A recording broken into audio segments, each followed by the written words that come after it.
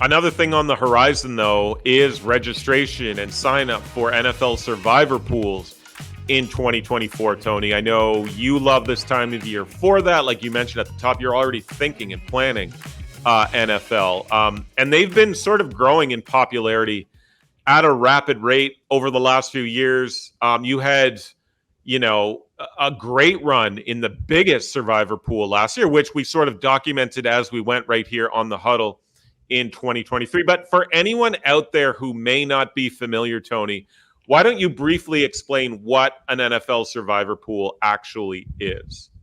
Yeah, so for an NFL survivor pool, you're picking a team every week that you think is going to win outright, not with the point spread. And if that team wins, you advance. If they lose or tie, you're done and you're out. But the tricky part is you really have to strategize, because once you pick a team and they win, you can never use that team again.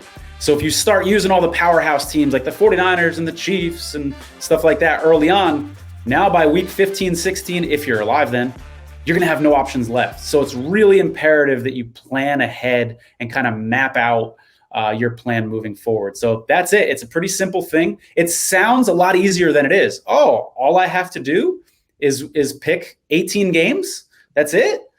Just winners, not even with the point spread. But as people who play survivor pools know, it's a lot harder than it looks, because there's constantly upsets in the NFL. So strategy obviously plays a big part in helping to navigate your way through an NFL survivor pool contest. So what are some tips you might have for somebody that might be looking to get into this kind of thing for the first time? Yeah, when I talked about mapping out the strategy, you've got to have a grid of some kind so that you can really plan ahead and account for backup plans and things like that. You kind of want to zig while other people zag. You don't want to go with the group. And then with that in mind, use game theory, utilize multiple entries. You don't want to be feeling naked in a survivor pool with just one entry. That's when it starts to get a little scary. And then you want to keep things fluid as news breaks throughout the season, as injuries happen throughout the season. You may need to adjust, some of those plans. What do you mean by grid, though? So there's like these websites like survivorgrid.com and survivoratlas.com, and they list like the weeks of the season, 1, 2, 3, 4, 5, all the way across the top. And then down the vertical side, you've got the teams. So if I decide that week 1, I'm going to use the 49ers against the Jets, bam, it automatically strikes a line through so that I can't even consider using the 49ers going forward. And this is really important for the planning process. And you can plan a lot of different ways, Andrew, right? Do you want to start with week 1? Maybe you want to start at the back end and start from the end of the season. Maybe you want to find the week that has the toughest choices and there's not a lot of large favorites. And maybe you want to start there and then fill in your grid that way. I think there's a lot of strategy that comes into play with these grids. And let me say, for someone who's obsessed with Survivor like me, they're very addictive. Because one small change, let me actually change from the Jets to the Giants week 7, can change your entire grid entirely. A couple minutes ago, you said zig while others zag. So let me use week 1 as an example. How can you anticipate how others are going to zag?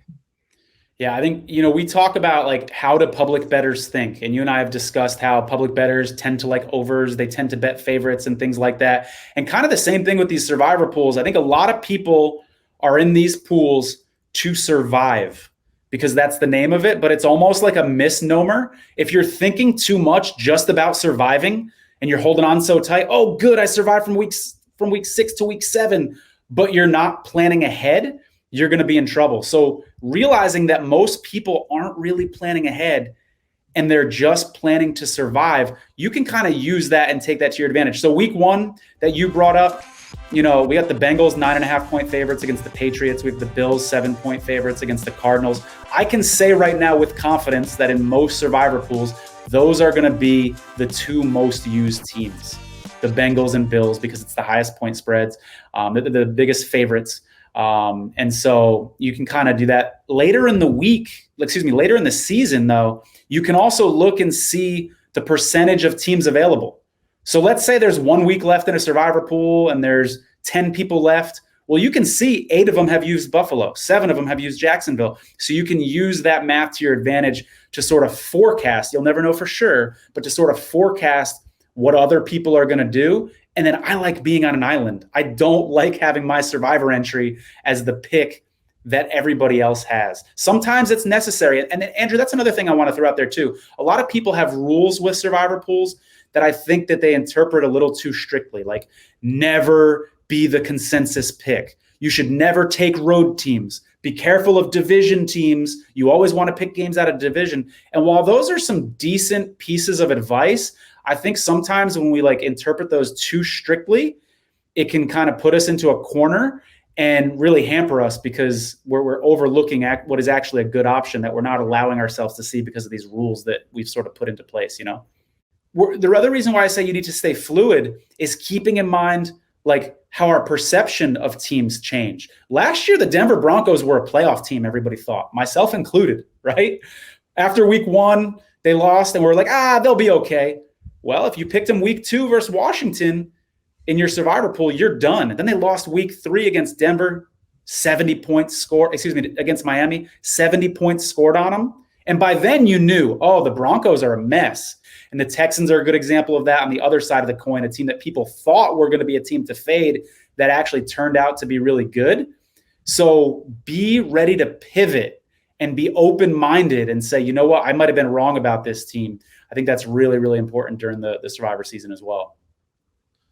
Well, I'm really very much looking forward to the roller coaster of, living vicariously through your survivor pool entries. It was a blast last year for me as somebody sitting on the outside looking in. I know it was stressful for you at times as you got down to those later weeks, but just a crazy, crazy time. And do you have goals, like sort of mental goals set up? Like obviously it's to win, but is there anything sort of a bit more granular?